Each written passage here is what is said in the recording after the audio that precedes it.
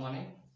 आज हम जो है बोन मैरो एग्जामिनेशन के बारे में पढ़ेंगे। पैथोलॉजी के अंदर आपके बोन मैरो एग्जामिनेशन जो है वो आपके एक इम्पॉर्टेंट टॉपिक है जो आपके डिप्लोमा और बैचलर के कोर्सेज के अंदर आपको देखने को मिलता है। इसके क्वेश्चंस आपको जो है एग्जाम में मिल जाते हैं, चाहे आप मल्टीपल चॉइस क्वेश्चन बेसिस पे आप देखें, चाहे आप जो है मेन एग्जाम जो आपके मेन एग्जाम या रिमाइंडेड एग्जाम जो आपके डिप्लोमा और बैचलर कोर्सेज के लगते हैं उनके अंदर आपको ये क्वेश्चन देखने को मिलते हैं। ठीक है, तो बोन मैरो एग्जामिनेशन के बारे में समझते हैं। बोन मैरो एग्जामिनेशन क्या है, एक्चुअल में बोन मैरो का क्या मतलब है, बोन मैरो कहाँ प्रेजेंट होता है, साथ ही साथ इसका क्या क्लिनिकल सिग्निफिकेंस है, किस लिए हमें बोन मैरो एग्जामिनेशन कराना होता है, वो सारी चीज़ें हमारे को यहाँ पर देखनी है। ठीक है, तो वन बाय वन अपन इनके क्लिनिकल सिग्निफिकेंस को देखेंगे, इसके type of bone marrow biopsy, bone marrow aspiration में दोनों में क्या डिफरेंस है, साथ ही साथ इसके जो है साइट ऑफ बायोप्सी के कहाँ से आपको जो है बायोप्सी का स्पेसिमेन या बोन मैरो का एस्पिरेशन करना होता है वो चीज़,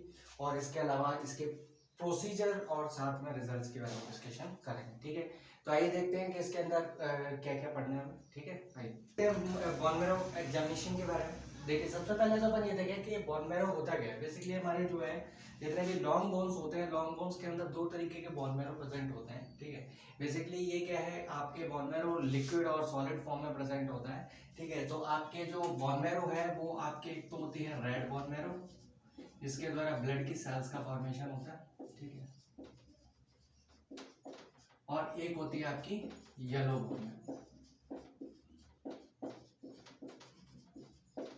ठीक है, ये दोनों टाइप के बोन मैरो जो है आपके लॉन्ग बोन के जो स्ट्रक्चर आप जब माइक्रोस्कोपिक स्ट्रक्चर ऑफ जो आपके जनरल आप डाइसेक्शन करते हैं उसका, तो आपको ये दोनों टाइप के बोन मैरो जो है वो आपको देखने को मिलते हैं। ठीक है, जिनमें से रेड बोन मैरो आपके जो है ब्लड सेल्स बनाता है, येलो बोन मैरो जनरली आपके फैट के स्टोरेज वगैरह के अंदर हेल्प करता है। ठीक है, तो देखिए सबसे पहले बोन मैरो एग्जामिनेशन का नीड क्यों, किस लिए हमें बोन मैरो एग्जामिनेशन करवाना है।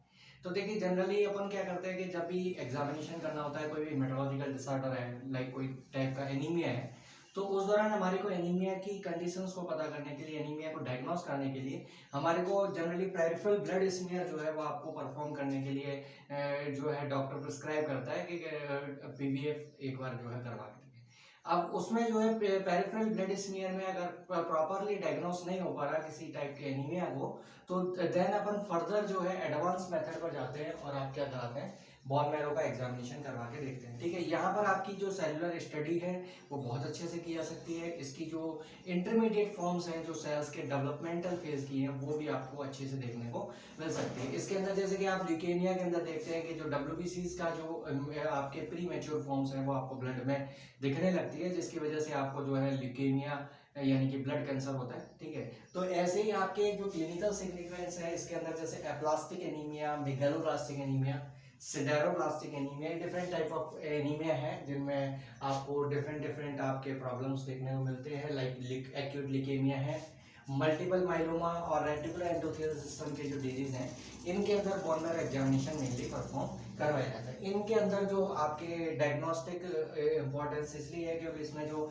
ब्लड सेल्स के जो मालफॉर्मेशन है उनको इजीली हम बोन मैरो के अंदर देख सकते हैं। ठीक है, अब ये तो बात रही क्लिनिकल सिग्निफिकेंस की। अपन देखेंगे ये जो बोन मैरो बायोप्सी है या बोन मैरो का जो एग्जामिनेशन अपन कर रहे हैं वो मेनली तीन टाइप का हो सकता है। एक होता है निडल एस्पिरेशन बायोप्सी, एक होती है माइक्रोट्रिफाइन बायोप्सी और एक होती है आपकी सर्जिकल बायोप्सी। जिसमें से जो निडल एस्पिरेशन बायोप्सी है बहुत ही एक सिंपल, सेफ और पेनलेस मेथड है। इसके अंदर बहुत ज़्यादा पेन नहीं होता, पेशेंट को जनरल अपन ट्रीट कर सकते हैं। ठीक है, तो ये अपन है, इसके लिए अपन जो निडल का इस्तेमाल करते हैं वो सलाह और क्लीमा निडल होती है। ये बेसिकली एग्जाम में आपसे पूछ लेते हैं कि कौन से टाइप का निडल है जो इस्तेमाल किया जाता है। ठीक है, देन इसके बाद माइक्रोट्रिफाइन बायोप्सी है। ये जनरली एक थोड़ा सा इससे टिपिकल मेथड है, बट ओपीडी में हम इसको परफॉर्म कर सकते हैं। इसके अंदर जमशीदरी ट्रिफाइन और इस्लाम ट्रिफाइन निडल का इस्तेमाल करते हैं। ये आपके माइक्रोट्रिफाइन बायोप्सी है। और तीसरा है आपका सर्जिकल बायोप्सी जो कि मेनली ऑपरेशन थिएटर में परफॉर्म की जाती है, और इसके बाद ऑपरेट करने के बाद जो बोन मैरो का स्पेसिमेन निकालते हैं वो एक तरीके से बायोप्सी जो है, बायोप्सी का बेसिकली मीन क्या है, आपके टिश्यू की जो है आप स्टडी कर रहे हो। ठीक है, तो आप जब टिश्यू को निकालते हो तो उसको आप बॉडी पार्ट है तो उसको डिकैल्सिफाई करने के बाद फिर फर्दर आप बायोप्सी में जिस तरीके से टिश्यू परफॉर्म किया जाता है उसी तरीके से आप बोन मैरो का टिश्यू भी यूज करते हो। ठीक है, वहीं पे जो बोन मैरो एस्पिरेशन होता है, बोन मैरो एस्पिरेशन के अंदर आपके लिक्विड फॉर्म जो है बोन मैरो का वो कलेक्ट किया जाता है और उसका एक स्मीयर प्रिपरेशन करके आप जो है उसको जो है प्रिपेयर करके स्टेन करके देखते हो। ठीक है। तो इसमें जो है जैसे मैं आपको, ये तो बायोप्सी का प्रोसीजर हो गया कि बायोप्सी में 3 टाइप के बायोप्सी हो सकते हैं।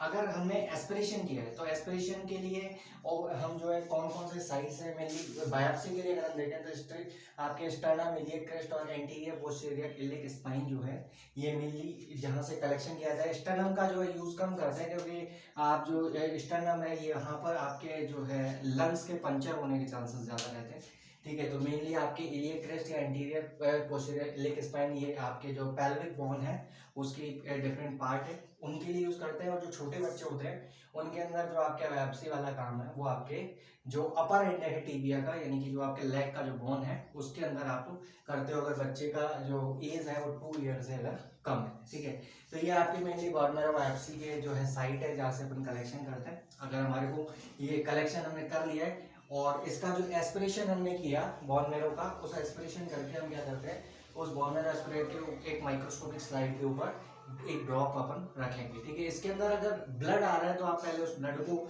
रिमूव कर दें। अल्टीमेट हमारे को सिर्फ जो है केवल बोन मैरो का जो एस्पिरेट है वही हमारे को लेना है और इमीडिएटली हम उसका क्या है कि स्मीयर प्रिपरेशन जो है वो कर देते हैं। ठीक है, जब स्मीयर प्रिपरेशन हो जाएगा तो आप इसमें उस स्मीयर को रूम टेम्परेचर पर कुछ टाइम के लिए ड्राई कर लेंगे।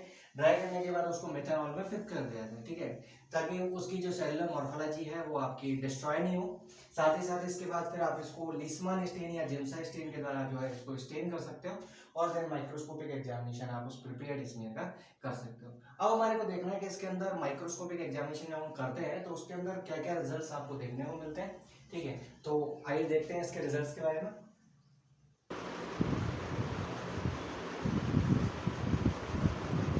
आइए देख लेते हैं इसके बोन मैरो एग्जामिनेशन के रिजल्ट्स के बारे में कि इनमें जो है ऑब्जर्वेशन हमारे को माइक्रोस्कोपिक स्लाइड में क्या क्या करना होता है।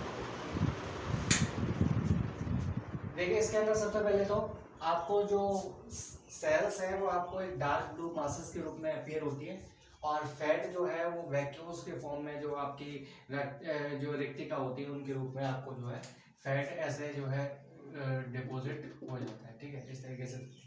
इसके अलावा इसके अंदर हमें नॉर्मल सेलुलर कंटेंट मिलेगा, वहां पर आपको ये ध्यान रखना है कि 40% तो आपको फैट सेल्स मिलेगी और 60% आपको मैरो सेल्स देखने को मिलेगी, यानी बोन मैरो की सेल्स होगी। ठीक है, इसके अलावा जो हाइपर सेलुलर कंटेंट होते हैं वहां पर फैट रिड्यूस हो जाता है और जो हाइपोसेलुलर फ्रेगमेंट होते हैं उनके अंदर फैट इंक्रीज हो जाता है। ध्यान रखना है कि हाइपर सेलुलर जो होगा उसके अंदर तो क्या होगा, फैट रिड्यूस हो जाएगा और इसके अलावा जो हाइपोसेलुलर फ्रेगमेंट है उनके अंदर आपको फैट जो है वो बढ़ा हुआ मिलेगा। मतलब इनका जो रेशियो है नॉर्मल सेलुलर सेल के कंपैरिजन में हाइपो और हाइपोसेलुलर में चेंज हो जाने वाला है। ठीक है, इसके अलावा जो एप्लास्टिक फ्रेगमेंट है उनके अंदर सेल्स रियली डिटेक्टेड होती है क्योंकि उनके अंदर बहुत अच्छे से सेल का डेवलपमेंट हो नहीं पा रहा है।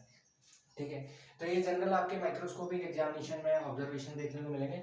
ये चीजें हैं जो हमारे को इसमें जो है माइक्रोस्कोपिक एग्जामिनेशन के टाइम पर नोट डाउन करनी है कि क्या क्या चीजें ये जो है आपको ध्यान रखना है कि इनमें ये आपके डायग्नोस्टिक इंटरप्रिटेशन के लिए आपको हेल्प करेगा। ठीक है, जैसे आप एरिथ्रोपोइसिस में देखा है कि जो सेल्स है वो नॉर्मोब्लास्टिक है या मेगालोब्लास्टिक है, मतलब सेल्स का साइज जो है वो नॉर्मल है या साइज बढ़ गया है। ठीक है, इसके अलावा एक्टिविटी ऑफ एरिथ्रोसाइट सेल्स जो कि आपके किससे करते हैं आप, एरिथ्रोइड सेल्स का नंबर क्या है, साथ ही साथ माइलॉइड एरिथ्रोइड सेल का जो रेशियो है, इनके बेसिस पे आप क्या करते हो एरिथ्रोइड सेल की एक्टिविटी को चेक करते हो। क्या क्या, एक तो एरिथ्रोइड सेल का नंबर, साथ ही साथ माइलॉइड और एरिथ्रोइड सेल का जो रेशियो है। ठीक है, इसके अलावा जो number of maturity of developing granulocyte cells यानी कि जो डब्ल्यूबीसीज का फॉर्मेशन हो रहा है, उन डब्ल्यूबीसीज के फॉर्मेशन में उनकी मैच्योरिटी का जो है आपको चेक करना है कि कितने वेल अच्छे तरीके से वो मैच्योर हो पा रहे हैं। ठीक है, इसके अलावा जो एबनॉर्मल सेल्स और टॉक्सिक ग्रेन्यूल्स है उनकी प्रेजेंस चेक करनी है। साथ ही साथ इसके अंदर जो है कोई प्लाज्मा सेल या फिर आपके लिम्फोसाइट्स के अंदर कोई एबनॉर्मेलिटी है वो देखनी है। मेगा कैरियोसाइट यानी कि जो प्लेटलेट का डेवलपमेंट होता है उनसे रिलेटेड कोई प्रॉब्लम है तो वो देखना है। इसके अलावा पैरासाइट और बैक्टीरिया का कोई इन्फेक्शन है तो आपको देखने को मिल सकता है। तो ये सारी चीजें नोट डाउन करेंगे तो वो डायग्नोस्टिक इंटरप्रिटेशन में हमारे हेल्प करेगी। इसके अंदर देखिए बोन मैरो के अंदर जो आयरन है उसकी प्रेजेंस को चेक करने के लिए एक स्पेशल स्टेन करते हैं, पल्स स्टेन जिसको बोलते हैं। ठीक है, चैनल पर इसका वीडियो आपको मिल जाएगा। ठीक है, तो आप एक बार चेक कर लें, वहां पर जो है बोन मैरो में आयरन को डिटेक्ट करने के लिए हम इस स्टेन का इस्तेमाल करते हैं। तो ये वाला जो पल्स स्टेन वाला वीडियो है इससे आपको ये थोड़ा सा और अच्छे से क्लियर हो जाने वाला है। ठीक है, तो ये था आपका बोन मैरो एग्जामिनेशन। इससे रिलेटेड अगर कोई भी डाउट है तो आप पूछ सकते हैं। बाकी आप इसके जो MCQ क्वेश्चंस हैं उनको आप कर के देखें एक बार, और अगर कोई क्वेश्चन ऐसा लगता है जो नहीं आ रहा है तो आप लोग जो है कमेंट करके पूछ सकते हैं। इस तरीके से टेलीग्राम पर आप जो है जो भी क्वेरी है आप डाल सकते हैं। ठीक है, मिलते हैं नेक्स्ट वीडियो के अंदर। Thank you so much.